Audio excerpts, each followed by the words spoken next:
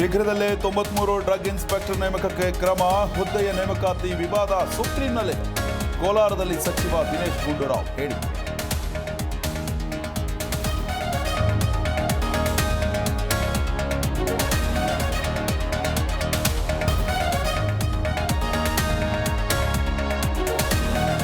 JP Nadda ಕರೆ ಮಾಡಿ ಮಾತನಾಡಿದ್ದಾರೆ. ಕೋರ್ ಕಮಿಟಿಯಲ್ಲಾದ ಅವಮಾನದ ಬಗ್ಗೆ ತಿಳಿಸಿದ್ದೆ. ನನ್ನ ಪರ ಹೈಕಮಾಂಡ್ ಇದೆ ಎಂದ ರಾಮ್.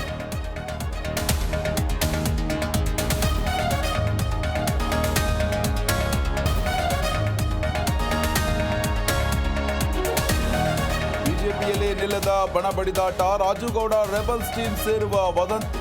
ನಾನು ಯಾವ ಬಣದಲ್ಲೂ ಇಲ್ಲವೆಂದ ಮಾಜಿ ಎಂಎಲ್ಎ.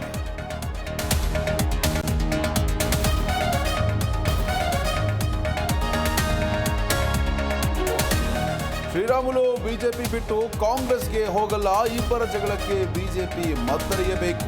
ಮನಸ್ತಾಪ ನಿಲ್ಲಿಸಲು ಎಚ್ಡಿಕೆ ಮನವಿ.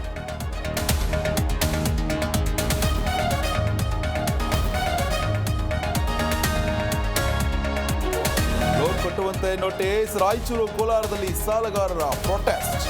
ಫೈನಾನ್ಸ್ ಹಾವಳಿ ತಪ್ಪಿಸುವಂತೆ ಒತ್ತಾಯ.